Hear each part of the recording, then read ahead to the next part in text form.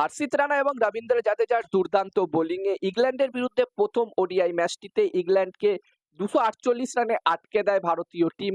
এবং তারপরে ভারতীয় টিম ব্যাটিং করতে যখন আসে, ভারতের প্রথম দিকে উইকেট পড়লেও প্রথমে শুভমান গিল এবং শ্রেয়াস আইয়ারের মধ্যে দারুণ একটি পার্টনারশিপ হয় এবং তারপরে শ্রেয়াস আইয়ার আউট হয়ে যায়, 57 রান করে আউট হয়ে যায় এবং তারপরে শুভমান গিল এবং আকসার প্যাটেলের মধ্যে দুর্দান্ত একটি পার্টনারশিপ হয়, 100+ পার্টনারশিপ হয় এবং এই পার্টনারশিপটাতে ভারতীয় টিম নিজেদের দিকে এই ম্যাচটি নিয়ে চলে আসে এবং এই ম্যাচটি ভারতীয় টিম 4 উইকেটে জয়লাভ করে, যেখানে এই ম্যাচটিতে শ্রেয়াস আইয়ার 59 রানের একটি দুর্দান্ত ইনিংস খেলে। এছাড়াও শুভমান গিল 87 রানের একটি দারুণ ইনিংস খেলে এবং আকসার প্যাটেলও 52 রানের একটি দুর্দান্ত ইনিংস খেলে এবং এই প্রথম ওডিআই ম্যাচটি ইংল্যান্ডের বিরুদ্ধে ভারতীয় টিম 4 উইকেটে জয়লাভ করে।